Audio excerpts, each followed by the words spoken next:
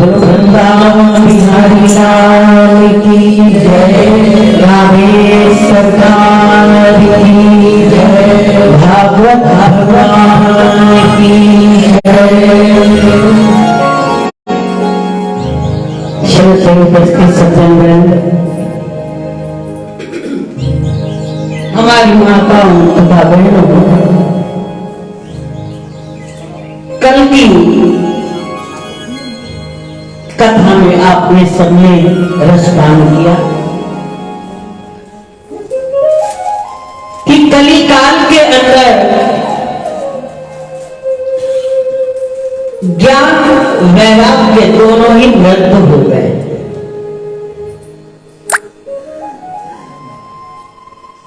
इनको कोई भी चाहता नहीं है, ना मांगता है, ना चाहता है, ना वो जीवन लेना या उस जीवन में प्रवेश करना चाहता है। इसलिए नारद जैसे परम संत ने ज्ञान और वैराग्य को जगाने के लिए एवं पुनः भक्ति की जागृति के लिए प्रयास करते और वो साधन सत्पुरुष महापुरुष ब्रह्मनिष्ठ ब्रह्मज्ञानी संतों के द्वारा ही वो मार्ग मिलता है। श्रीमद् भागवत कथा जो मुक्ति प्रदान करने वाली है, भक्ति प्रदान करने वाली है, ज्ञान और वैराग्य को प्रदान करने वाली है। सनकादिक ऋषीश्वरों ने उस कथा को नारद जी को सुनाया। नारद जी ने प्रश्न किया कि इस कथा को सुन करके किसका किसका कल्याण हुआ, कितने प्रकार के पापी तर गए। हम ये आपसे जानना चाहते हैं, क्योंकि मनुष्य सदैव अपने जीवन में, नित्य प्रति अपने जीवन में, क्षण क्षण में अपने जीवन में कुछ ना कुछ पाप करता है। कोई ये नहीं कह सकता कि हमसे कोई पाप नहीं होता। ये मानव पाप कृतस्तु सर्वदा सदा दुराचारिरता विमार्गः क्रोधान्निदग्धा कुटिलास्य कामिनः सप्ताह यज्ञेन करो पुनन्ति।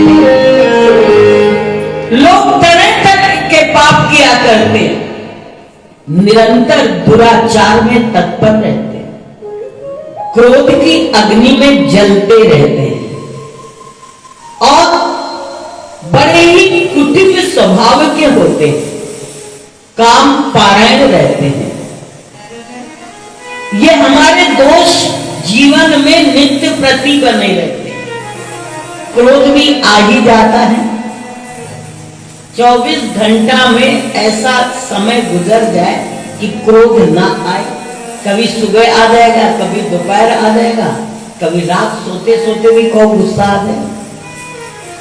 24 घंटे में एक बार ये शत्रु जरूर हमारे पास आता है और किसी न किसी बात पर हमको क्रोध दिलवा देता है। तो क्रोध में भी हम रत हैं, क्रोध में भी हम रत हैं, वासनाओं में भी हम रत हैं। काम पारायण है, क्रोध पारायण है, कामी है, क्रोधी है, लोभी है, मोही है और अनेक प्रकार के दुराचार में फंसे हुए, कुछ ना कुछ धोखेबाजी, कुछ ना कुछ आचरण हमारे जीवन के मनुष्य जीवन के विपरीत हो जाते हैं, जो हमें करने नहीं चाहिए। झूठ भी बोल देते हैं, कपट भी कर देते हैं, छल भी कर देते हैं। हम में से कोई ऐसा व्यक्ति नहीं है जो ये कह सके कि हमसे कोई पाप नहीं होता। महाराज जी हमारे कहते थे कि कई बार हम जान में नहीं करते, अनजान में हमसे हो जाता है। मन से पाप हो जाता है, वचन से पाप हो जाता है, कर्म से पाप हो जाता है। कई बार हम बोलते नहीं है, लेकिन मन ही मन गालियां देते हैं। मुंह से गाली देने का अवसर नहीं मिलता है कि जाए और गालियां दे दे, लेकिन मन ही मन गालियां देते हैं। तो हमारे जीवन में मन कर्म वचन से पाप होते रहते हैं, कभी कर्म से, कभी मन से और कभी वचन से। तो ऐसे प्राणियों का उद्धार कैसे हो, कैसे वो इस संसार सागर से पार हो पाएंगे? कहने लगे कलयुग में भागवत सप्ताह ज्ञान यज्ञ के द्वारा जो मदिरा पीने वाले हैं, जो ब्रह्म हत्या करने वाले हैं, ध्यान देना, मदिरा पीना भी एक पाप है, शराब पीना भी एक पाप है। क्योंकि जब 14 रत्न निकले उसमें शराब भी निकली थी और मदिरा राक्षसों को दे दी गई थी। जो शराब पीता है वो क्या होता है? राक्षस। उसको मालूम ही नहीं कि क्या है क्या नहीं। तो मदिरा पीने वाला, ब्रह्म हत्या करने वाला, स्वर्ण की चोरी करने वाला, गौ की हत्या करने वाला, अनेक प्रकार के विश्वासघात करने वाला, छल करने वाला, क्रूर स्वभाव का पिशाच, ब्राह्मणों के घर से अन्न खाने वाला, जो सर्वदा मन, वाणी और शरीर से पाप करते रहते हैं, वे सब भागवत सप्ताह ज्ञान यज्ञ के द्वारा उनके पाप सारे जल करके भस्म हो जाते। ये ऐसी महाराज अग्नि है कि जिसमें सभी प्रकार के पाप जल करके समाप्त हो जाते हैं। ये अवसर बड़ा दुर्लभ है, जल्दी ये पुण्य हमें प्राप्त नहीं होता।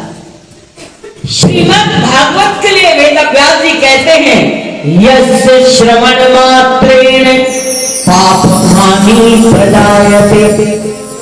इसके श्रवण मात्र से निकृष्ट से निकृष्ट, नीच से नीच, दुष्ट से दुष्ट व्यक्ति भी तर जाता है। बोले कोई उदाहरण है? कोई उदाहरण है कि इसका उद्धार हो गया? तो कहने लगे, तुंगभद्रा तटे पूर्वम अभूत्पत्रम् यत्र वर्णा स्वधर्मेण सत्य सत्कर्म तत्परः आत्मदेव पुरे तस्मिन् सर्ववेद विशारदा श्रौत स्मार्ते सुनिष्णातो द्वितीय इव भास्करः। बोले बड़े सुंदर तुंगभद्रा नदी के तट पर एक बड़ा सुंदर उत्तम नगर था।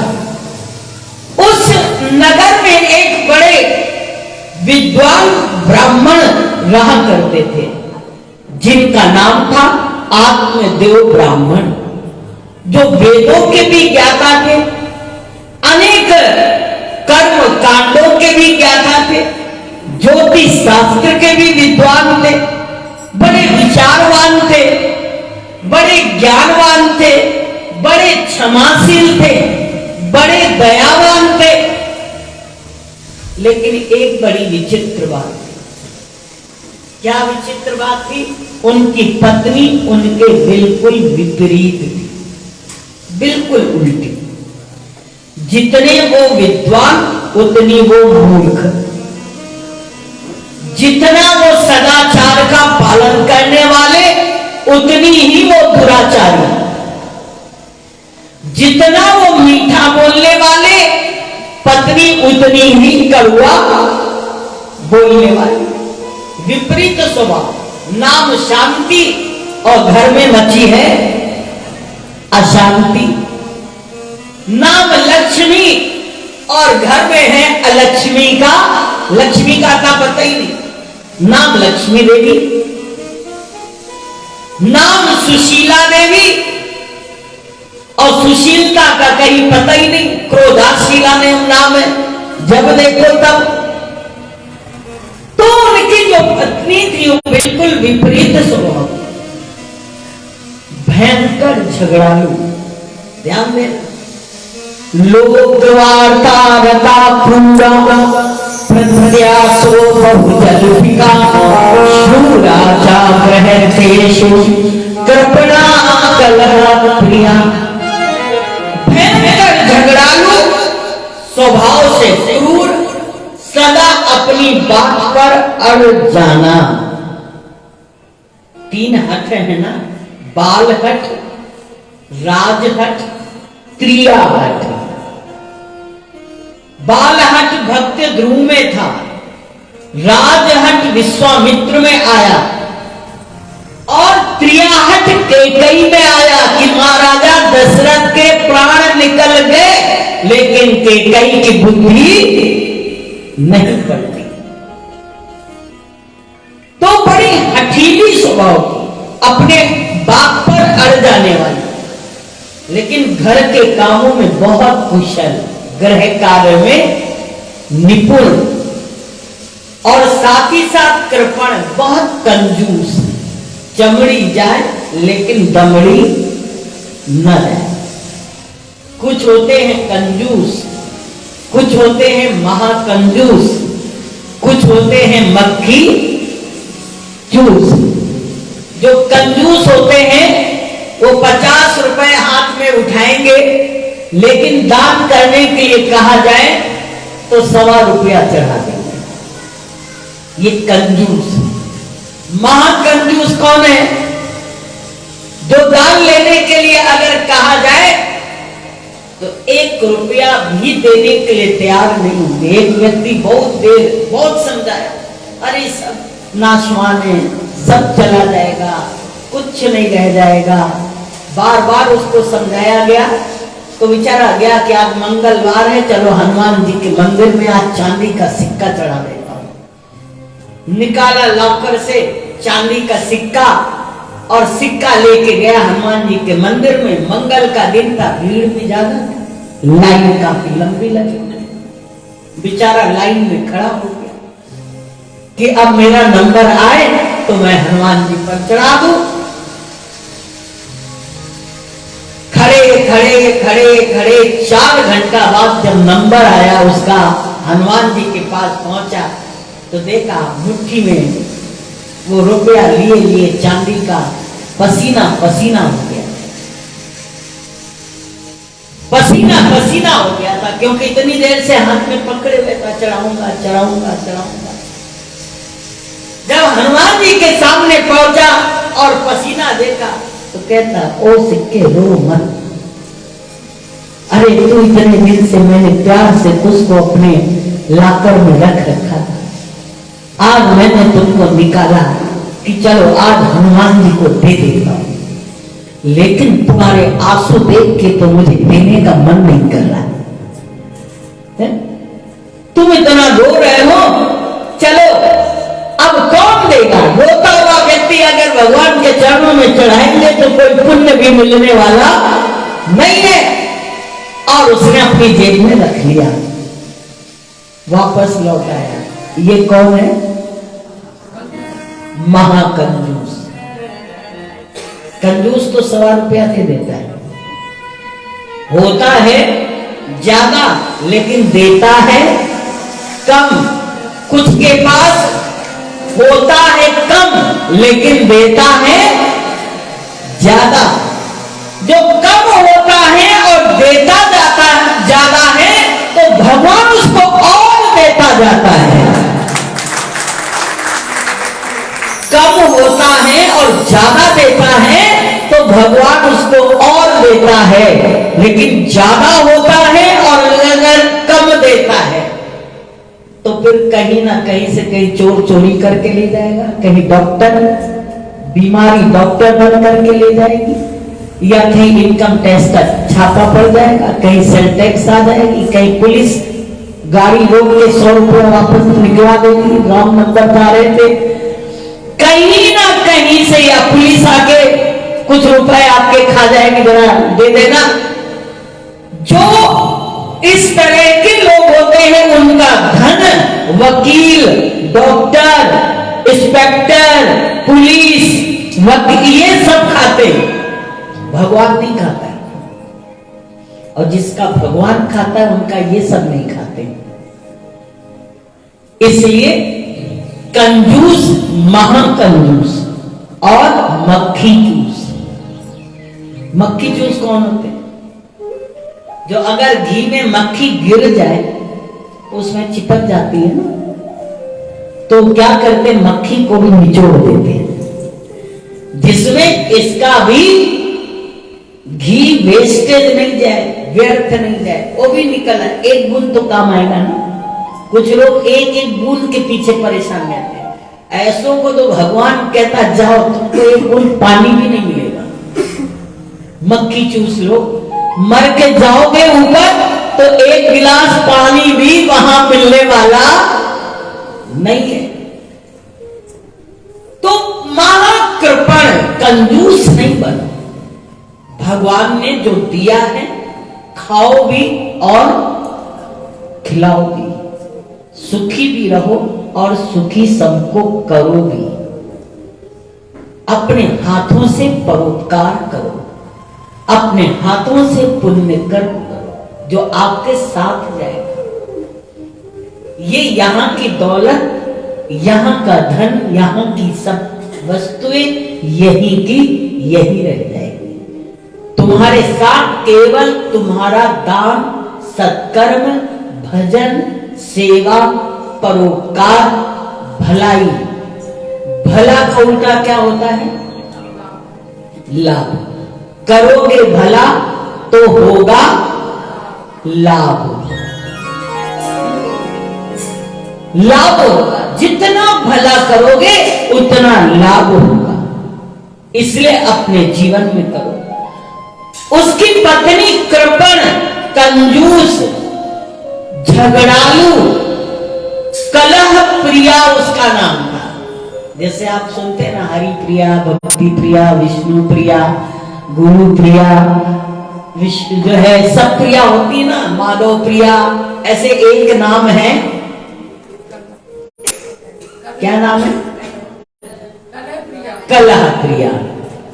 कुछ लोगों का नाम कलह प्रिया होता है। जब तक घर में झगड़ा ना हो तब तक खाना पचता ही नहीं। झगड़े के बिना कुछ भी नहीं होता। ये कलह प्रिया इसका नाम था, लेकिन नाम धुंधली था। धुंधली जिसको धुंधला दिखाई देता है। जब आपको धुंधला दिखाई देता है तो आप अपनी आंखों की टेस्टिंग कराते हो कि हमको धुंधला दिखाई दे रहा है। ये अज्ञानता की निशानी है। कम समझना, कम दिखना, और दिखता है तो ऐसी ऐसी बातें दिखती हैं जिससे झगड़ा पैदा हो जाए। कुछ लोगों को सही नहीं दिखता है, जो दिखता है वो गलत दिखता है। उनकी दृष्टि क्या है? धुंधली। तब आत्मदेव ब्राह्मण बड़े ही दान, पुण्य, सत्कर्म, जप, तप, हवन, पूजा, यज्ञ, मंदिर, तीर्थ, धाम सब कुछ करते थे। धन भी उनके पास बहुत था। अगर दुख था तो केवल एक दुख था कि कोई संतान नहीं थी। क्योंकि भगवान सबको एक दुख जरूर देता है। क्यों देता है? कि हम उसकी याद करते हैं।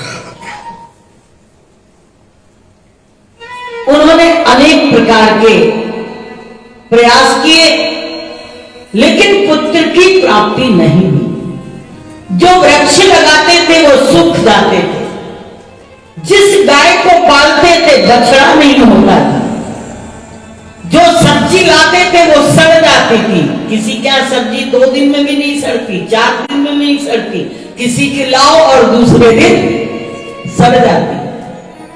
तुलसी लगाते थे सड़ जाती थी, वृक्ष लगाते थे फल नहीं आते थे, गाय पालते थे बछड़े नहीं होते थे। ऐसी कर्म की उनकी गति थी, इतना उनके जीवन में प्रबल था उनका पूर्व जन्म का क्रिया हुआ पाप। एक दिन आत्मदेव ब्राह्मण जाकर के एक नदी के किनारे बैठ गए, तालाब के किनारे बैठ गए। वन में जाकर के जब तालाब के किनारे बैठे तो बड़े उदास बैठे हुए थे, चिंताग्रस्त बैठे हुए थे। अचानक उधर से एक संत निकले। संत ने जब उनको देखा तो उनके पास गए, हे विप्र ब्राह्मण देवता, आप इतने उदास, इतने चिंतित, इतने परेशान क्यों? कथम रोदसी विप्रत्वं काते चिंता बलीयसी वद तुम सत्वरं दुःखमह्यं स्वस्य दुःखस्य कारणम्। अरे ब्राह्मण देवता, अपने दुख का कारण बताओ कि तुम क्यों दुखी हो? कहने लगे, महाराज, मेरे दुख का केवल एक कारण है। क्या? मुझे संतान नहीं है। संतान प्राप्ति के लिए मैंने बहुत सारे अनुष्ठान किए, मैंने अनेक प्रकार के कर्म किए, लेकिन मुझे संतान की प्राप्ति नहीं। अब आप बताएं कि मैं क्या करूं? अगर आपका आशीर्वाद मुझे मिल जाए तो मुझे पुत्र की प्राप्ति हो जाए। संत ने उसकी ओर देखा और देख करके उस सन्यासी ने कहा, अरे ब्राह्मण, एक बात कहूं? बोले, हाँ। बोले, तुम पुत्र की आशा का त्याग करो, ये वासना तुम छोड़ दो कि तुम्हें पुत्र हो, क्योंकि पुत्र वासना जिसने जबरदस्ती पूरी की उसको आज तक सुख नहीं मिला। पुत्र तो मिल गया, लेकिन पुत्र से सुख नहीं मिला। देखो, जिन जिन लोगों ने जबरदस्ती पुत्र लिया भगवान से मांग करके, उनका परिणाम सुनो क्या हुआ। संतते सागरो दुख मवापापम पुरा तथा संन्यासे सर्वथा सुखम। संतान से एक पुत्र वाले अंग महाराज में कोई भी सुख नहीं पाया। उसका पुत्र था वेद, और राजा सगर के 60,000 पुत्र थे, लेकिन एक भी पुत्र से सुख नहीं मिला। राजा चित्रकेतु को एक पुत्र हुआ, लेकिन कोई सुख नहीं मिला। सुख के लिए पुत्र होता ही नहीं है। पुत्र तो केवल हमारे कर्म का, हमारे प्रारब्ध का भोग के लिए। अगर कर्ज लिया है तो सुख दे देगा, और कर्ज देना है तो दुख दे देगा। इसलिए इसकी आशा छोड़ दो। सन्यास परम सुख, परम आनंद, कोई है ही नहीं। अब किसके लिए रोएंगे? है तो रोएंगे, और है ही नहीं कोई तो आगे पीछे रोने का सामान खत्म। हमने तो रोने के लिए घर को सामान से भर रखा है। भीड़ है हमारे घर में रोने के सामान की है? माता पिता पत्नी पुत्र बहू बेटा नाती पोता दामाद मामा मामी चाचा काकी भाई भैया। अरे उसके बाद ये भी चाहिए ये भी चाहिए ये भी चाहिए, इतना सामान। हम लोगों ने तो सारा सामान रोने वाला इकट्ठा किया। अब हंसोगे कब? जिस कमरा में बहुत सामान हो वहां बैठोगे कैसे, सोओगे कैसे, हंसोगे कैसे, चैन से रहोगे कैसे? तो हमने भी अपना कमरा बहुत भरा है, थोड़ा खाली करना सीखो। जब खाली करोगे ना अपने आप को तो हंसना आना प्रारंभ हो जाएगा, जीना आना प्रारंभ हो जाएगा। किसी ने सुख नहीं पाया। अगर सुख है तो केवल संन्यास में है ना, बाकी कहीं सुख नहीं, कहीं सुख नहीं। श्रम विप्र मया ते प्रारब्धं तु विलोक्यं सप्त जन्म विहितं पुत्रो नैव च। हे ब्राह्मण देवता ध्यान से सुन लो, एक जन्म क्या तुम्हारे 7 जन्मों तक कोई पुत्र है ही नहीं। कोई योग नहीं है कि तुमको पुत्र होगा। इसलिए ये आशा ही छोड़ो। आशा ही परमं दुखम नैराश्यम परमं सुखम। निराशा में परम सुख, आशा में परम दुख। इसलिए निराशा और संन्यास, पुत्र से तुम्हें कोई सुख नहीं मिलेगा। जैसे ब्राह्मण देवता ने सुना वो तो व्याकुल हो, और व्याकुल होकर के कहने लगे महाराज देखिए, अगर आपने मुझे पुत्र ना दिया और आपने कोई मुझे विधि ना बतलाई या कोई आपने मुझे फल ना दिया तो मैं आपके सामने अभी इसी नदी में कूद करके अपने प्राण त्याग दूंगा। चाहिए मतलब चाहिए। हम लोग रोने का सामान खुद ही इकट्ठा करें। भगवान नहीं देता है तो जबरदस्ती मांग मांग के लेते। ब्राह्मण देवता इस बात को सुन करके वो सन्यासी मन में विचार करने लगे, मैं कहां फंस गया।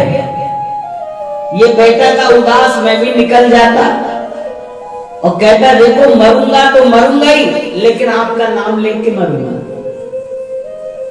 कि साधु ने मेरी इच्छा पूरी नहीं की। बोले भी आत्महत्या का पाप मेरे से। उन्होंने क्या किया, जब देखा ये किसी तरह नहीं मान रहा है, उन्होंने एक फल लिया और फल लेकर के उसको दे दिया। बोले जाओ अपनी पत्नी को खिला। लेकिन बोलना धर्म रूपी आचरण का पालन करे, नियम से रहे, स्नान करे, पूजा करे, पाठ करे, भागवत पढ़े, गीता पढ़े, रामायण पढ़े, अनेक प्रकार के सत्कर्म करे। जितना अपने जीवन में वो पुण्य कर्म करेगा, स्त्री गर्भ के अंदर बालक जो है उसके लिए जितना पुण्य करेगी, जितना प्रभु का नाम लेगी, जितने सुंदर सुंदर विचार अपने रखेगी, वैसे ही पुत्र के संस्कार होंगे। इसलिए गर्भवती माताओं को विशेष ध्यान रखना चाहिए। अभिमन्यु ने सारा शस्त्र का ज्ञान कहां प्राप्त किया था? गर्भ के अंदर। अष्टावक्र ने सारा ज्ञान कहां प्राप्त किया था? गर्भ के अंदर। प्रहलाद जी ने ज्ञान प्राप्त किया था गर्भ के अंदर। आजकल हम गर्भवती अगर माताएं होती हैं, मोबाइल देखेंगी, टीवी देखेंगी, तरह तरह के सीरियल देखेंगी, तरह तरह के होटलों में चाउमीन, बर्गर, पिज्जा। तो बच्चा भी क्या करता है, उसको भी यही चाहिए, जो आपको चाहिए था वही उसको भी चाहिए। तब आपके मन में आता है कि भाई ऐसा क्यों, मेरा बेटा बिगड़ा क्यों है। पहले आप बिगड़ते हो, बाद में आपका बेटा बिगड़ता है। पहले आप गलत मार्ग पर चलते हो, फिर आपका बेटा चलता है। इसलिए आप अपने जीवन में संयम करो। बोले देखो, अगर तुम्हारी धर्म पत्नी इस फल को खाएगी और इस फल को खाकर के संयम रखेगी, नियम रखेगी, पवित्रता रखेगी, तो जो पुत्र होगा वो धर्मवान होगा।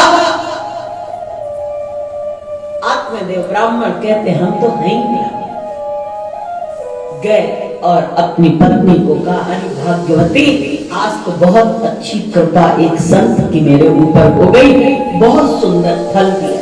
कौन सा फल? बोले उन्होंने दिया है कि जो इसको खा लेगा पुत्र हो जाएगा।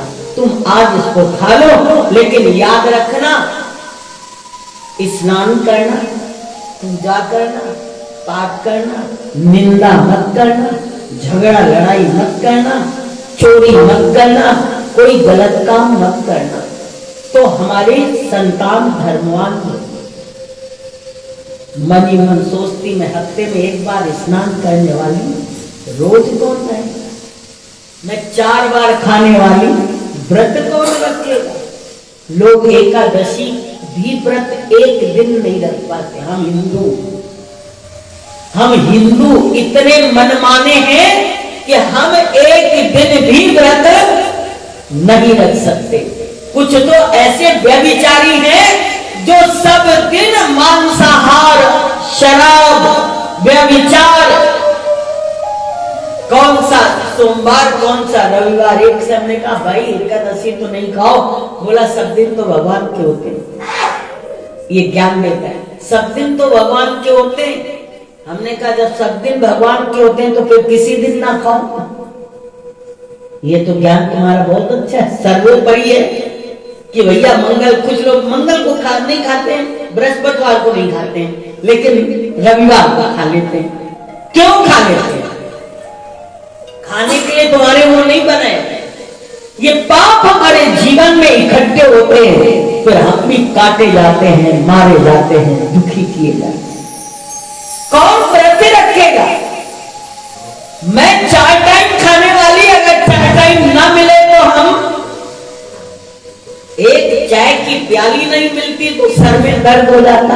इतना तो हम गुलाम हैं, इतने गुलाम हैं। एक चीज अगर हमको 24 घंटे में ना मिले, आज सर में दर्द क्यों, आज सुबह सुबह उठे ना चाय लेट भी उठे, ये तो हमारी कमजोरी है जीवन में। कितने हम लोगों ने अपने आप को पराधीन कर रखा है, विषयों के प्रति पराधीन कर रखा है। बोले कि अगर ऐसे तुम्हारी पत्नी रहेगी तो पुत्रवान होगी और पुत्र जो होगा धर्मवान होगा। धुंधली को कहा, धुंधली मनी मन सोचती भैया मैं तो ये फल नहीं खाने वाली, ये फल खा के व्रत रखना, उपवास करना, पूजा करना, पाठ करना, स्नान करना, दान करना, ये मेरा कर्म नहीं है। दूसरी बात, गर्भवती हो जाऊंगी, भूकंप आ गया और भागना पड़ा तो क्या करूंगी? गर्भवती हो गई, रात को चोर आ गया, घर में घुस गया और मान लो चाकू दिखाया, मुझे उठ के जाना पड़ा, तो मैं तो भाग भी नहीं पाऊंगी। ये फल वल तो मैं नहीं खाऊंगी और इनको कहने दो। इतने में उसकी बहन आ गई। माताओं की कमजोरी कौन होती है? पीहर। बूढ़ी हो जाएंगी लेकिन अच्छा क्या लगता है? सही बताना, माँ का घर कि ससुराल? माँ का। तो कितना भी समय हो जाए शादी का, सब सुख हो ससुराल में, लेकिन उसके भी बाद कौन अच्छा लगेगा? माँ। अगर उसको कभी भी पक्षपात करना हो, पूछना हो कौन अच्छा, सास अच्छी कि माँ? माँ जोड़ी तो भी ना है बेचारी, वो सास अपनी गला काट दी है, लेकिन माँ के जैसा कोई नहीं। जबकि देती सब सास है, बेचारा अपना लड़का दे देती है। सोना चांदी हीरा जवाहरात बंगला मोटर गाड़ी कपड़ा लत्ता सब कुछ कौन देता है? सास देती। सुहाग 16 श्रृंगार। माँ के घर में हम क्या होते हैं? इतनी चीजें हमारे पास होती नहीं, लेकिन फिर भी हम माँ को ज्यादा मानेंगे, सास को नहीं मानेंगे। जबकि सास को अगर मानना शुरू कर दो तो हमारा हिंदुस्तान सुखी हो जाएगा। जितने झगड़े हैं परिवार में वो किसके हैं? माँ और बेटे का झगड़ा नहीं होता है। माँ बेटे का झगड़ा आपने बहुत कम सुना होगा। जितने झगड़े होते हैं बहू और सास के, और इसके पीछे बेटा बेचारा क्या करता है? सैंडविच का आलू बन जाता है, समोसा का आलू। वो क्या करता है? माँ को छोड़े कि धर्म पत्नी को छोड़े, दोनों धर्म है, इधर माता धर्म है उधर पत्नी धर्म है, तो छोड़े किसको? तो धर्म पत्नी को तो नहीं छोड़ता है, लेकिन माँ को छोड़ दे, वृद्धाश्रम में पहुंचा देता है। माँ को नहीं छोड़, माँ को छोड़ दे, क्योंकि पत्नी जबरदस्त होती है। इसलिए बहुत अच्छा किसी ने कहा है आज उसकी बहन आई, जब बहन आई, आप तुम्हारा चेहरा कुछ उदास दिख रहा है, क्या हुआ? बोले अरे कुछ नहीं, बैठे बैठे हमारे पति देव फल लिया कि इसको खाओ तो पुत्र हो जाए। तब तक बहन ने कहा है कहीं फल खाने से भी बेटे होते हैं क्या? फल से बेटे मिलने लग जाए तो पता नहीं कितने बेटे हो जाए। फल वल खाने से बेटे नहीं होते, ये तुम इस चक्कर में मत पड़ना। अरे उन्होंने कहा खा लो फल होगा, मैं तो घबरा रही हूं, मैं तो नहीं खाऊंगी, नियम धर्म का पालन मैं तो नहीं कर पाऊंगी। उसकी बहन ने कहा बेटा बहन तुम चिंता न करो, मेरे पास रास्ता है। बहनों ने जुगलबंदी कर ली। बोले मैं क्या करती हूँ, मैं गर्भवती हूँ, मैं अपना बेटा तुमको दे दूंगी और तुम थोड़ा, हमारा पति देव थोड़े धन के लालची हैं, तुम उनको पैसा दे देना, मैं तुमको पुत्र दे दूंगी। रहा ये फल क्या होगा? ये फल वल सब ऐसे ही होते हैं, जाओ गाय को खिला दो, मालूम चल जाएगा संत सच्चा है या झूठा। बोले ठीक है। अब उसने अपने पति देव से कहा मैंने फल खा लिया है, अब कुछ दिन बहन के यहाँ रहूंगी, मेरी देखभाल होगी, मेरी सेवा होगी, और जब पुत्र होगा तब आपको बुला लेंगे। वहां पर जाके रही और समय के साथ में पुत्र का जन्म हुआ। समाचार आया आत्मदेव ब्राह्मण के पास। जैसे ही आत्मदेव ब्राह्मण ने पुत्र की सूचना सुनी बहुत प्रसन्न हो जाते हैं, और प्रसन्न होकर के उन्होंने अनेक प्रकार के जात कर्म संस्कार आदि किए और बोले नामकरण संस्कार करो। बोले क्या नामकरण संस्कार करें? बोले बताओ। धुंधली से कहते बताओ क्या नाम रखें? अरे बोले आप बताओ क्या नाम रखें? तो आत्मदेव ब्राह्मण कहने लगे इसका नाम तो ब्रह्मदेव रख दो, मेरा आत्मदेव इसका ब्रह्मदेव। बोले अच्छा, पैदा हमने किया है, नाम अपना देंगे ब्रह्मदेव। तो बोले क्या नाम रखा जाए? बोले मेरा नाम धुंधली, इसका नाम धुंधकारी।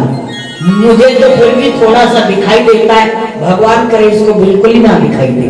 धुंधकारी मतलब जहां कुछ दिखाई देता ही है, धुंधले में तो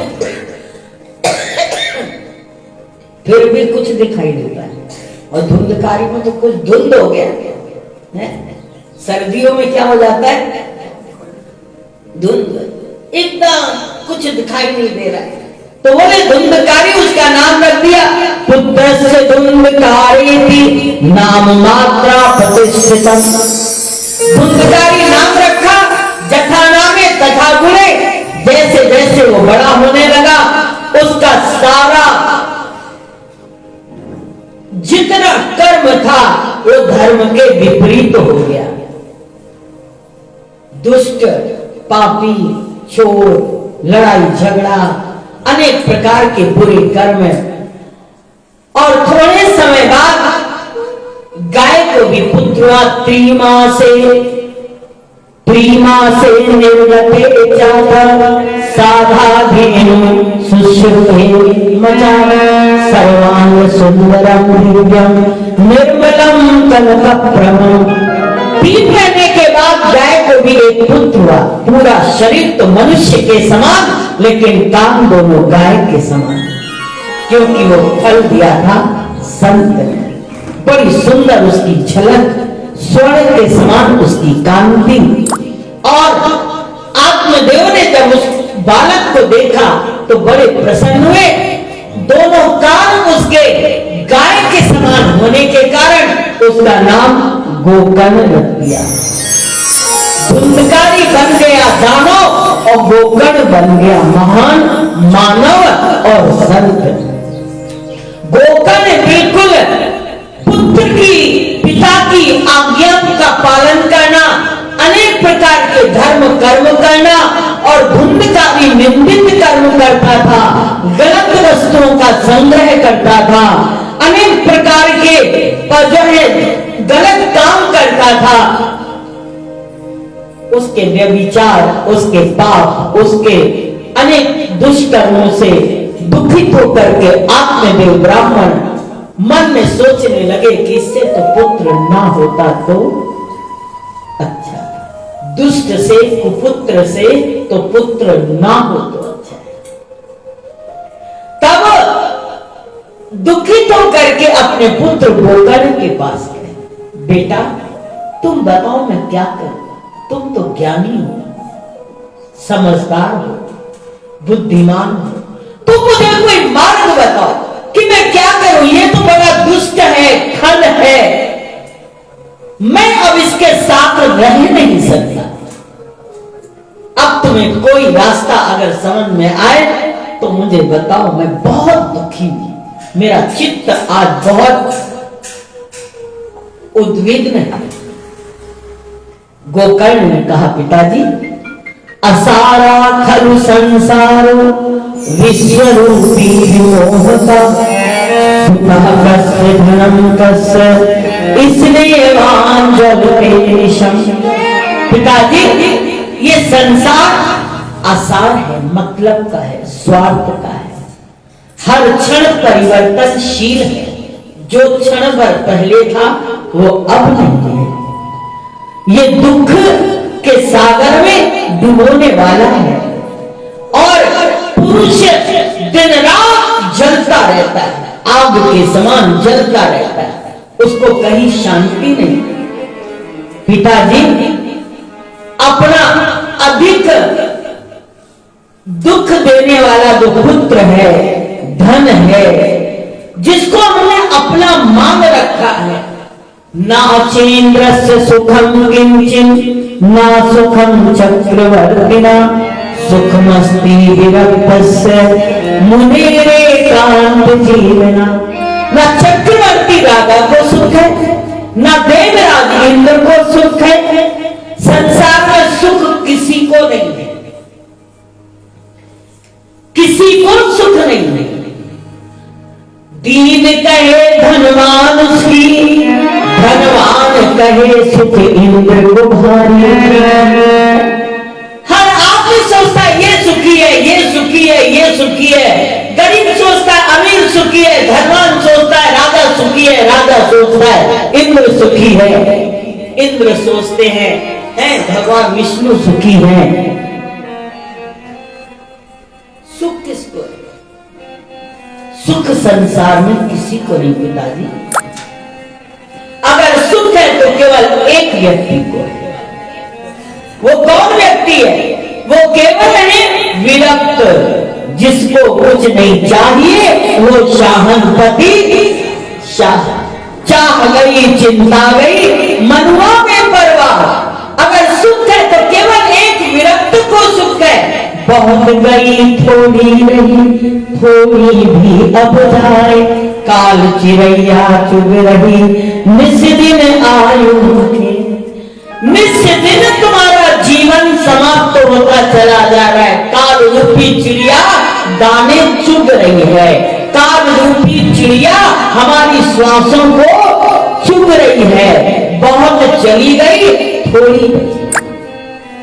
इसलिए पिताजी आप विरक्त हो जाएंगे, संन्यास ले लीजिए और संन्यास लेकर के जंगल में चले जाइए और इस शरीर से सबसे पहले अपनी ममता का त्याग कर दीजिए। परिवार का त्याग करिए, पुत्र का त्याग करिए, पत्नी का त्याग करिए, धन का त्याग करिए। इसके बाद अपने शरीर की आसक्ति का भी त्याग कर दीजिए, क्योंकि शरीर में भी एक आसक्ति हमारी होती है, मोह हमारा होता है।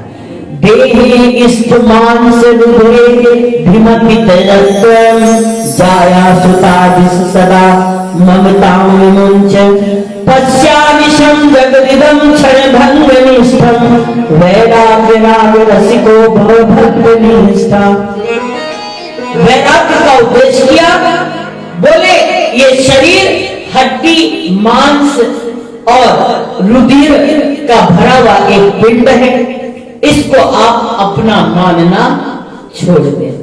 किसी भी वस्तु को स्थायी ना समझें और भगवान के रसिक बन करके आप भगवान का भजन करिए। करिए नित सत्संग को बाधा सकल मिटाए, ऐसा अवसर ना मिले दुर्लभ नर तन पाए। ऐसा अवसर फिर नहीं मिलेगा। सुखे दुखे समय कृत्वा लाभा लाभ जया जय। सुख दुख में समान हो जाइए, लाभ और हानि में समान हो जाइए, जय और विजय में समान हो जाइए और जाकर के आप भगवान का भजन करिए, भागवत के 10वें स्कंद का पाठ करिए और निरंतर एक नाम का उच्चारण करिए, श्री कृष्ण गोविंद हरे मुरारी, हे नाथ नारायण वासुदेवा।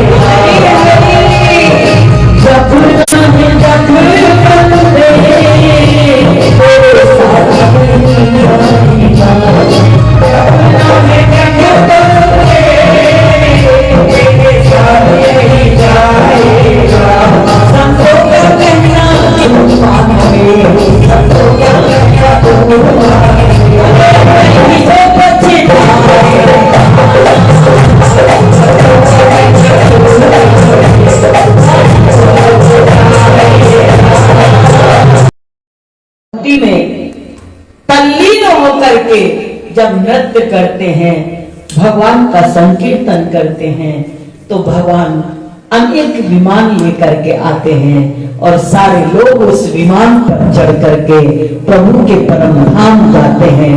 हंसते हंसते सबको आशीर्वाद मिलता है, सबको है आज इस कथा का फल प्राप्त होता है। धुंधकारी कहता है कि जो भी इस भागवत कथा को करेगा उसका जीवन वो प्रेत पीड़ा से मुक्त होगा, पितृगण उसके सारे मुक्त हो जाएंगे और जीते जी अगर अपनी कथा करी तो हम तो जीवन मुक्त हो जाएंगे और परम आनंद को प्राप्त कर लेंगे। जो फल योगियों को योग से नहीं मिलता है वो फल भागवत श्रवण से मिल जाता है। एक अक्षर भी जो भागवत की सुन लेता है वो संसार से तर जाता है। बोले इस सप्ताह श्रवण की विधि क्या है, कैसे सुनना चाहिए और कैसे करवाना चाहिए। बोले भागवत कथा जब सुनाई जाए तो विद्वान ब्राह्मण के द्वारा इस कथा का दिन और मुहूर्त निकलवा लेना चाहिए, मुहूर्त निकलवा लेना चाहिए और इसका दिन निकलवा लेना चाहिए। इसके बाद कन्या के विवाह में जितना धन खर्च होता है उतने धन की व्यवस्था करें उत्साह से, क्योंकि लड़के की शादी लड़की की शादी तो हम बड़े धूमधाम से करते हैं और जब सत्यनारायण की कथा करवानी होती तो पंडित जी से पूछते हैं कितने फल में काम चल जाएगा। केला ज्यादा और सेब कम, जो महंगा फल होता है वो कम, सबसे क्वांटिटी में सबसे ज्यादा क्या होता है केला। बोले पहले तो पता लगाएंगे सस्ता कौन है मार्केट में, बताओ जो सबसे सस्ता फल हो वो ले आना भगवान के लिए, और महंगा वाला जब खाना होगा तब अपने लिए ले आना। महंगा अपने लिए और सस्ता भगवान के लिए। तो इस कथा में उतने धन की व्यवस्था करना चाहिए कि खूब उत्साह से और खूब मंगल से ये कथा कराई जाए। सभी संबंधियों को देश विदेश से बुलाना चाहिए, सबको निमंत्रण देना चाहिए। भागवत कथा के लिए विशाल स्थान होना चाहिए, शांतिमय होना चाहिए, जहां पर भागवत और तुलसी की स्थापना होनी चाहिए। ब्राह्मण के द्वारा इस जो है भागवत पारायण को कराना चाहिए। देवताओं की विधि विधान से पूजा होना चाहिए और गीता का पाठ श्रीमद् भागवत का मूल पाठ होना चाहिए। 12 अक्षर मंत्र का जाप होना चाहिए। ओम नमो भगवते वासुदेवाय। कथा में जब उत्सव आए जैसे कि कृष्ण जन्म उत्सव, विवाह उत्सव, गोवर्धन पूजा उत्सव, जो उत्सव आते हैं उन उत्सवों को बड़ी श्रद्धा से, बड़ी भावना से, बड़े उत्साह से मनाना चाहिए। श्रोता और वक्ता को 7 दिन व्रत रखना चाहिए, फलाहार या दूध आदि से रहे, भूमि पर सोए, ब्रह्मचर्य व्रत का पालन करे। कथा समाप्त होने पर एक समय अगर ना रह सके तो भोजन कर ले और इसमें तेज बोलना, अधिक बोलना, निंदा करना, काम, क्रोध, लोभ, मोह आदि से दूर रहे। गायत्री मंत्र और दशम स्कंद के इस श्लोक के द्वारा इसका हवन करे।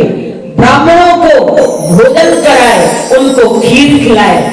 भगवान के भोग के लिए उत्तम उत्तम सुंदर सामग्री बनवाए। प्रभु को अर्पण करके, प्रभु को भोग लगा के फिर सबको भोजन कराए।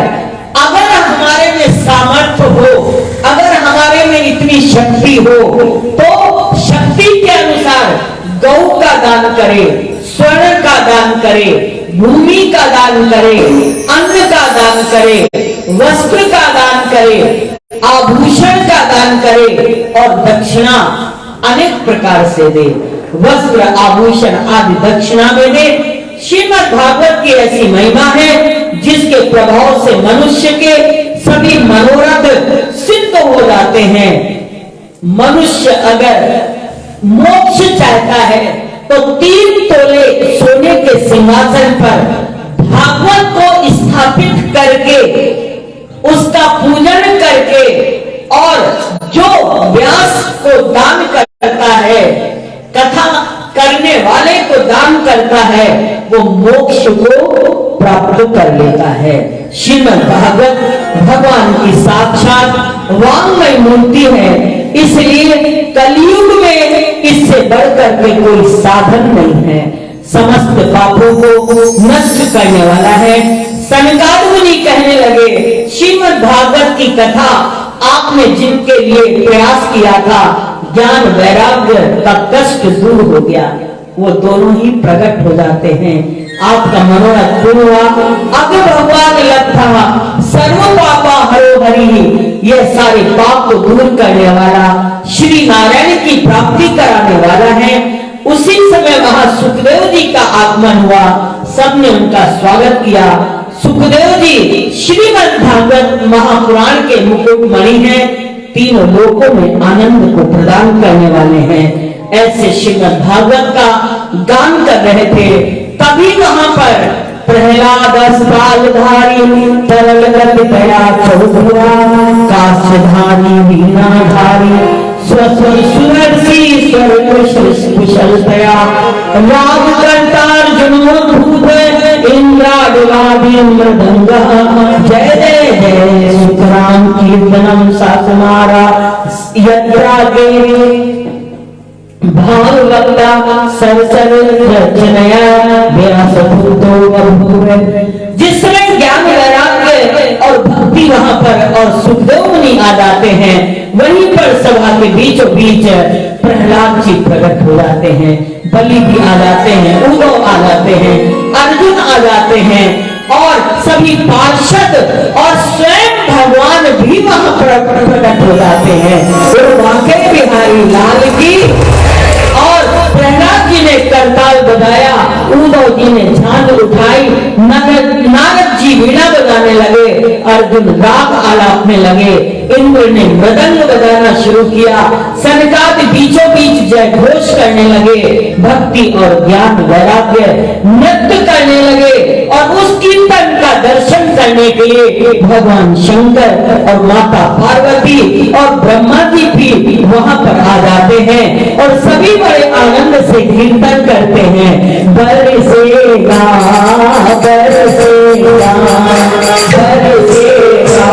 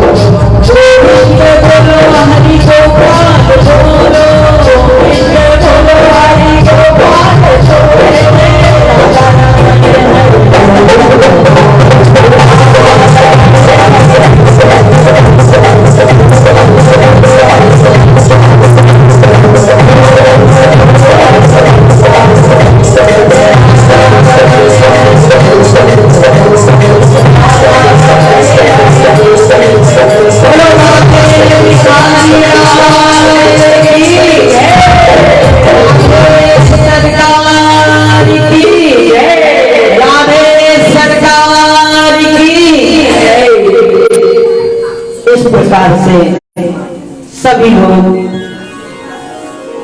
वहां प्रकट होकर के और सुंदर नृत्य करके प्रभु के नाम का संकीर्तन करके ज्ञान वैराग्य भक्ति और इधर धुंधकारी की मुक्ति हो जाती है।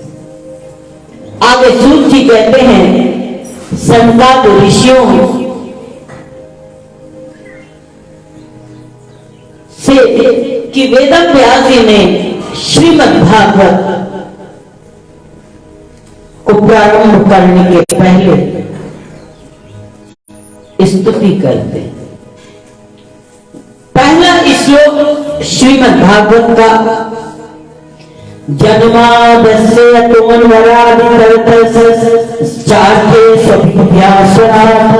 तेने ब्रह्म हृदय कव्ये मुह्यन्ति यति सूर्या तेजोवारि मृगाम यथा विनिमयो यत्र त्रिशर्मो मृखा धाम्ना स्वेन सदा निहन्ति गुरुकम् सत्यम परम धीमहि। स्तुति करते हैं सत्यम परम धीमहि।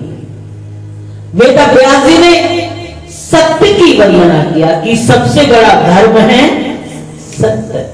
सत्य ही ईश्वर है और ईश्वर ही सत्य है। सत्य की वंदना करने के पश्चात 88,000 ऋषीश्वर जो बैठे हुए हैं कथा सुनने के लिए, ऋषियों ने सूत जी से 7 प्रश्न किए। ध्यान से सुनिएगा। ऋषियों ने सूत जी से बड़े सुंदर 6 प्रश्न किए हैं, जिन 6 प्रश्नों का उत्तर श्रीमद् भागवत है। पहला प्रश्न उनसे पूछते हैं कि जीव मात्र का कल्याण कैसे हो। दूसरा प्रश्न उन्होंने किया, आप हमें सब शास्त्रों का तत्व बताइए, सब शास्त्रों का ज्ञान बताइए। शास्त्र अनेक हैं, वेद अनेक हैं, उपनिषद अनेक हैं। हम लोग सोचते हैं क्या पढ़ें, वेद पढ़ें, गीता पढ़ें, रामायण पढ़ें, क्या करें। अनेक शास्त्र हैं, उनका तत्व क्या है मुझे ये बताइए। तीसरा प्रश्न मेरा ये है कि भगवान ने देवकी के गर्भ से क्यों जन्म ग्रहण किया। चौथा प्रश्न है परमात्मा के कितने अवतार हैं। पांचवा प्रश्न है भगवान ने कौन कौन सी लीलाएं की। अंतिम प्रश्न मेरा यह है कि भगवान कृष्ण जब इस मनुष्य लोक को छोड़ करके अपने परम धाम गए, तब धर्म ने किसकी शरण ग्रहण किया। ये मेरे 6 प्रश्न हैं, आप मुझे इसका उत्तर दें। ब्रूहि योगेश्वरः कृष्णा ब्रह्मणे धर्मवर्मणे स्वामकस्था मधुमेतु धर्मात्म शरणं गतः त्वया खलु पुराणानि सेतिहासानि जानिवा आख्यातानि भीतानि धर्मशास्त्राणि नाम्याच्युत। क्योंकि आप समस्त शास्त्रों के, इतिहासों के, पुराणों के, वेदों के ज्ञाता हैं, इसलिए आप मेरे इन सारे प्रश्नों का उत्तर दीजिए। 6 प्रश्न। मनुष्य मात्र का कल्याण कैसे हो, सब शास्त्रों का, पुराणों का सार क्या है, तत्व क्या है, भगवान के कितने अवतार लिए, भगवान के परम धाम जाने के बाद धर्म ने किसकी शरण ली, भगवान देवकी के गर्भ से क्या करने के लिए प्रकट हुए, ये सारे प्रश्न। सूत जी कहने लगे कि मैं अपने गुरुदेव को प्रणाम करके उनका आशीर्वाद प्राप्त करके इस कथा को कहूंगा। सबसे पहले उन्होंने अपने गुरु की वंदना की। सूत जी के गुरु हैं सुखदेव जी महाराज। क्यों? वेदव्यास जी जब सुखदेव को पढ़ा रहे थे तो सुखदेव से सूत जी ने सुन लिया, इसलिए बोले मैं सर्वप्रथम अपने गुरु को प्रणाम करता हूं। यम प्रवदंत मनुपेत मपेत कृत्यम द्वैपायनो विरहगातर आतुमाव पुत्रेति तन्मय दया परवो विनेदुस तम सर्वभूत हृदयम मुनिमान सोस्मि। सुखदेव जी जो कि वेदव्यास जी के पुत्र हैं और जन्म लेते ही घर छोड़ करके चल दिए। 12 साल की उम्र, पहले तो 12 साल की उम्र तक गर्भ से बाहर निकले ही नहीं कि संसार में कौन जाए, इस माया में फंसे और माया में फंस करके अपने जन्म को नष्ट करे। इसलिए 12 साल गर्भ में रहे। जब भगवान शंकर ने आशीर्वाद दिया कि जाओ तुम्हें मेरी माया नहीं ब्यातेगी, तब सुखदेव जी गर्भ से बाहर निकले और निकलते ही घर छोड़ करके चल दिए। वेदव्यास जी उनके पीछे पीछे, अरे पुत्र तुम कहां जा रहे हो? लेकिन सुखदेव पीछे मुड़ के भी नहीं देखते, चले जा रहे। वो इतना तन्मय थे अपने आत्म स्वरूप में, आत्मबोध में। विरक्त शिरोमणि सुखदेव जी चले जा रहे थे, उनकी तरफ से वृक्षों ने उत्तर दिया, ये तो सब में परमात्मा देख रहे हैं और ये इसमें पूर्णतया तन्मय है, पूरे अपने भाव में लीन है। सुखदेव जी जब निकल गए आगे, पीछे वेदव्यास जी, रुको, तुम्हारा जात कर्म संस्कार नहीं हुआ, यज्ञोपवीत संस्कार नहीं हुआ। मैं तुमको इसलिए नहीं रोक रहा हूं कि तुम सन्यासी मत बनो या घर का त्याग मत करो, मैं तो तुमको इसलिए रोक रहा हूं कि यज्ञोपवीत संस्कार हो जाए, जिससे वेद पढ़ने का अधिकार तुमको प्राप्त हो जाए। सुखदेव जी कहते हैं जो स्वयं संस्कार लेकर के आया है उसे बाहर के किसी संस्कार की आवश्यकता नहीं। चले जा रहे। बड़े आश्चर्य की बात है कि जो सरोवर में स्त्रियां स्नान कर रही थी, जब व्यास जी को देखा तो वस्त्र पहन लिया और सुखदेव को देखा तो नग्न स्नान करते रहे।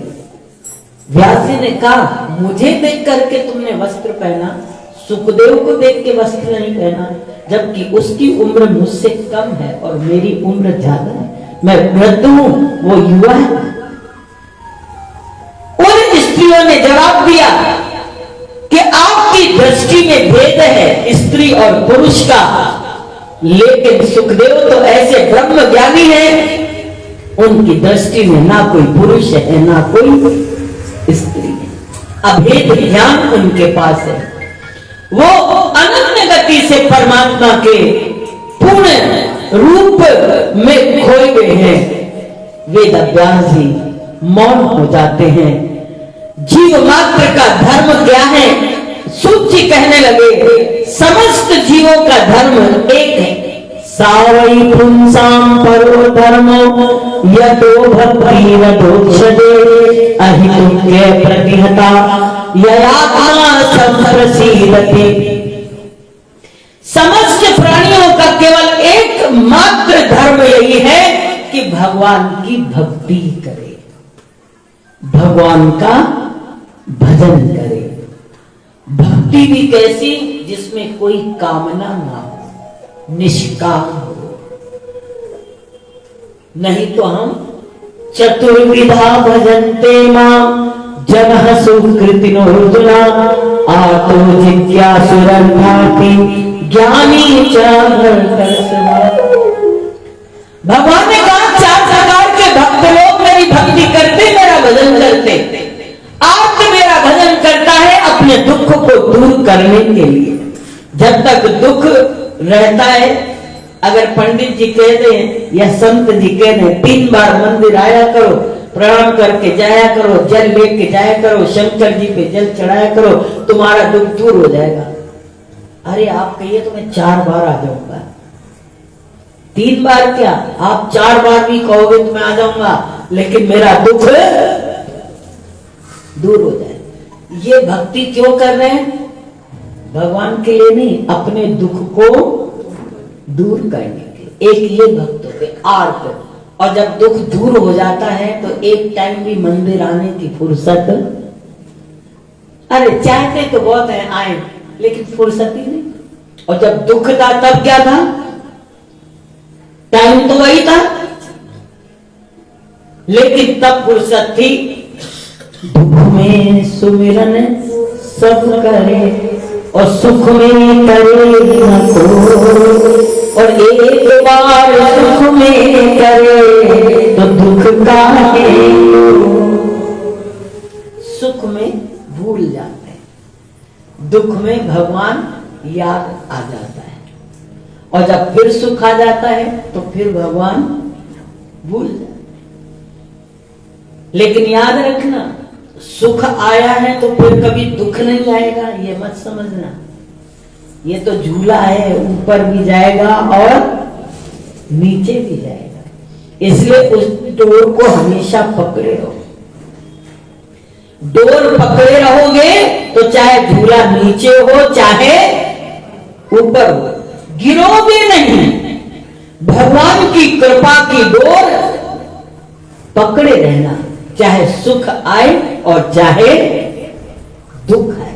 प्रभु के चरण कभी मत छोड़ना। सबसे बड़ा धर्म है मनुष्य का कि भगवान की भक्ति करे, उससे प्रेम करे, उसका भजन करे। दूसरे प्रश्न का उत्तर है समस्त शास्त्रों का सार क्या है? वदन्ति तत्व तत्तत्वं विद्वस्तत्वं यद् ज्ञानमद्वयम् ब्रह्मेति परमात्मेति भगवानीति सत्यते। तत्व ज्ञाता लोग ज्ञाता ज्ञेय और भेद से रहित अखंड अद्वितीय सच्चिदानंद स्वरूप ज्ञान को ही तत्व कहते हैं। सच्चिदानंद स्वरूप को ही ज्ञान का तत्व कहते हैं। उसी को कोई ब्रह्म कहते हैं, कोई परमात्मा कहते हैं, कोई भगवान कहते हैं। सोना एक है, सोना के आभूषण अनेक हैं। सोने की चैन, सोने का कंगन, सोने के टॉप्स, सोने का हार, सोने की अंगूठी, सब क्या है? सब बना किसके हैं? सोने का। अगर सोने की अंगूठी आपकी टूट जाए तो आप फेंक दोगे? फेंक दोगे? नहीं फेंकोगे। क्यों नहीं फेंकोगे? अंगूठी तो टूट गई। टूट गई तो फेंक दो। कपड़े टूट जाएगा तो फेंक दोगे कि रख दोगे? मटका टूट जाएगा, रख दोगे कि फेंक दोगे? फेंक देंगे। सोने की अंगूठी टूट गई तो क्यों नहीं फेंक रहे? क्योंकि वो सोना है, इसलिए आप उसको नहीं फेंकोगे। यहां तक सोने की अंगूठी विष्ठा में गिर जाए, नाली में गिर जाए, उठा लोगे या छोड़ के चले जाओगे? उठा लोगे। चाहे कोई सब मोहल्ला देख रहा हो कि सोने का अंगूठी गिर गई नाली में, अरे भाई क्या करो, नाली में हाथ डाल लो। क्या हुआ आज? क्या हुआ? अरे हमारी सोने की अंगूठी गिर गई। शर्म भी नहीं आएगी उस समय?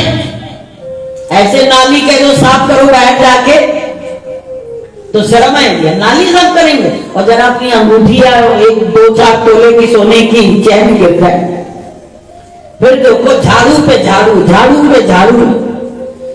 क्यों? कि हमारी सोने की चैन गिर गई। तो सत्य क्या है? चैन सत्य है कि सोना? सोना। जगत सत्य है कि ब्रह्म? ब्रह्म। ब्रह्म है सोना और जगत है अंगूठी और चैन। ध्यान देना, जगत क्या है? ये नाम रूप है केवल, ये खत्म हो जाएगा, लेकिन परमात्मा वो ब्रह्म कभी समाप्त होने वाला नहीं है। जगत नाशवान है, ब्रह्म सत्यम जगत मिथ्या। भगवान सत्य है और संसार मिथ्या। अब भगवान सत्य है तो भगवान के अनेक नाम हैं। जैसे एक सोना, एक ही सोने से अंगूठी भी बनती है, चैन भी बनती है, कंठनी भी बनती है, टॉप्स भी बनते हैं। जितना बनता है वो सब किससे बनता है? सोने से।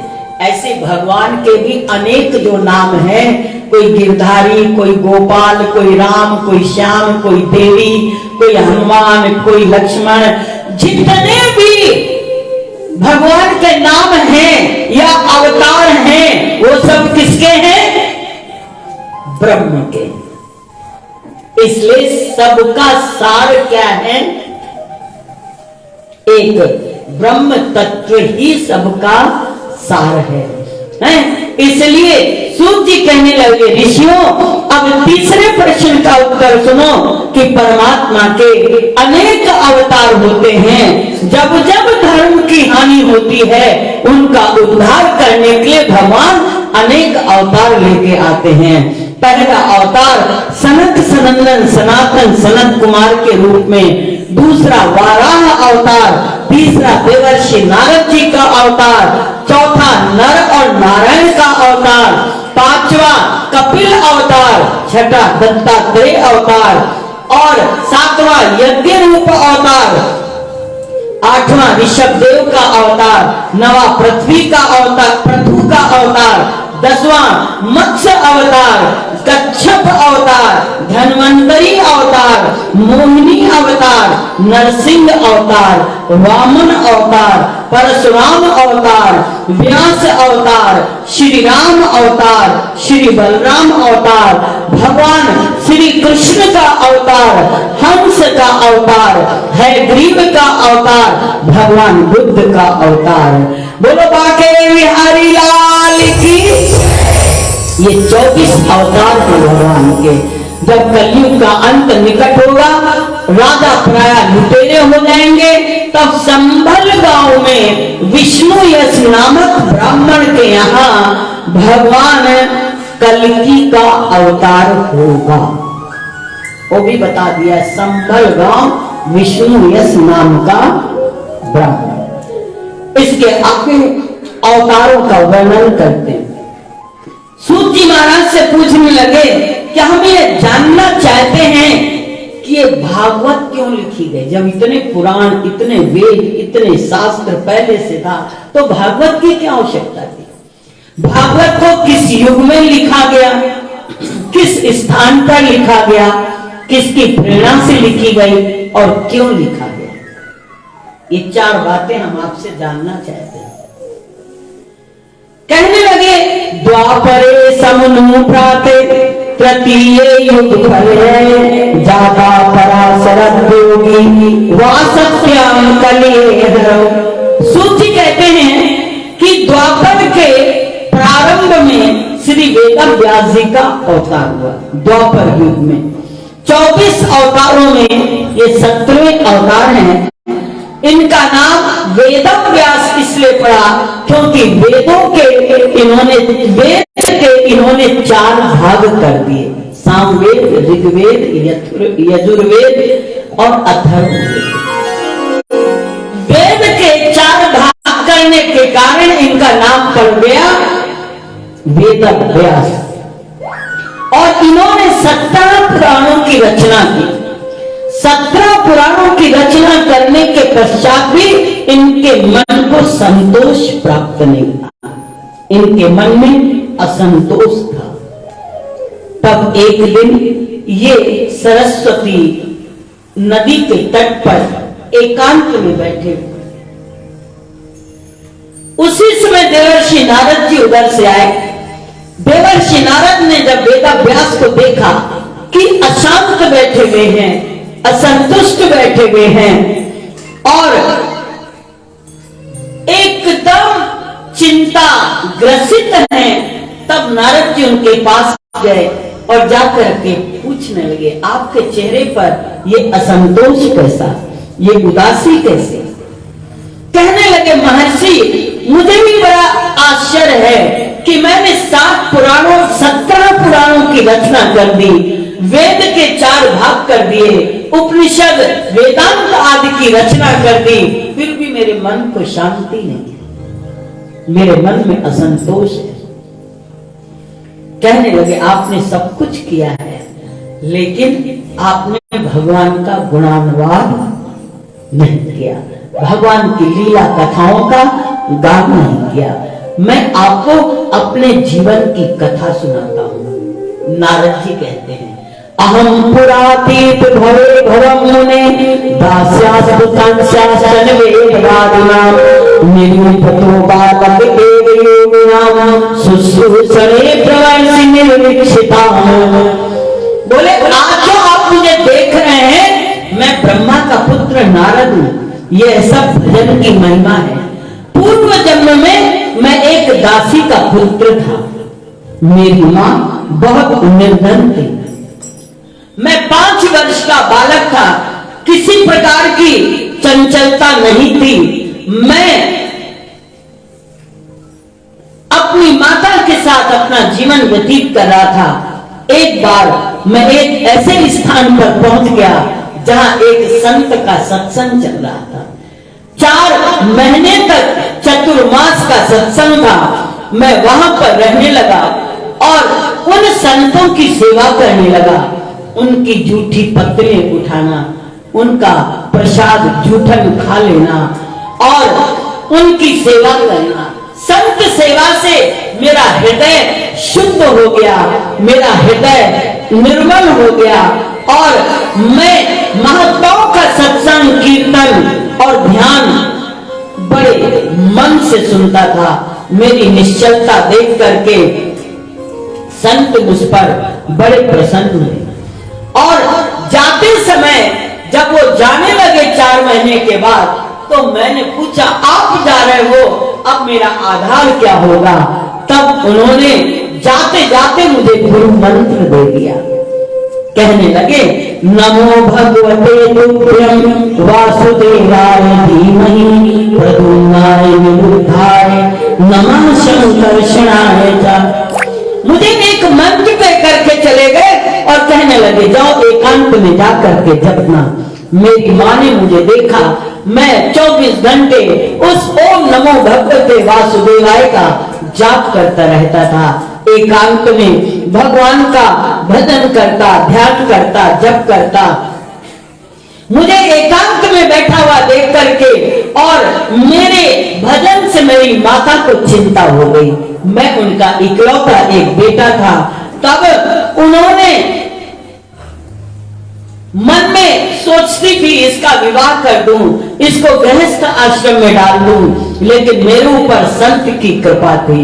मैं अहर्निश उन संतों की कृपा से, उस नाम जप के माध्यम से प्रभु चरणों में मेरी भक्ति नित्य प्रतिदिन बढ़ती रही।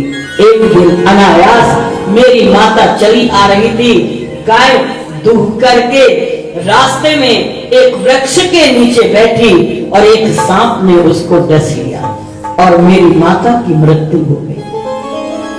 जब मेरी माता की मृत्यु हुई तो मैं बहुत प्रसन्न हो गया कि मेरे जीवन में एक ही बंधन था, उस बंधन से मैं मुक्त हो गया और अब मैं बिल्कुल स्वतंत्र रूप से भजन करूंगा।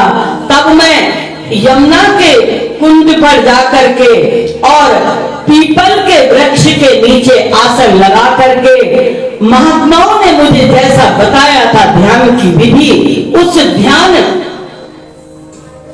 के साथ परमात्मा के स्वरूप में स्थित हो गया और ओम नमो भगवते वासुदेवाय का जाप करने लगा। और मेरा मन, हृदय धीरे धीरे बिल्कुल निश्चल और एकाग्र और पूर्णतः मैं प्रभु चरणों में लीन हो गया और मेरी समाधि सी लग गई। उसी समय अनायास एक बिजली सी चमकी और मुझे प्रभु का साक्षात्कार हुआ। लेकिन वो एक क्षण हुआ और एक क्षण में वो गायब हो गया। मैं व्याकुल हो गया और मेरा मन तड़पने लगा और मैं बार बार उस रूप को देखना चाहता था जिसको मैंने एक क्षण के लिए देखा था। मैं तड़प उठा, मैं बेचैन उठा और फिर से मैं प्रार्थना करता हूँ कि दर्शन हो घनश्याम नाथ मोरी अखियां प्यासी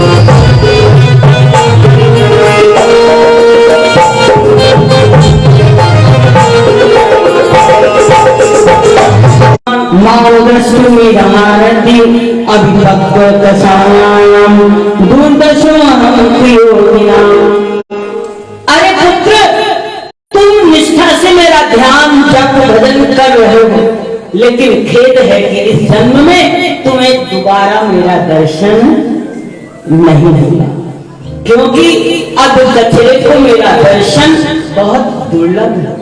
मुझे प्राप्त करने का तुम्हारा दृढ़ निश्चय कभी किसी प्रकार नहीं टूटेगा।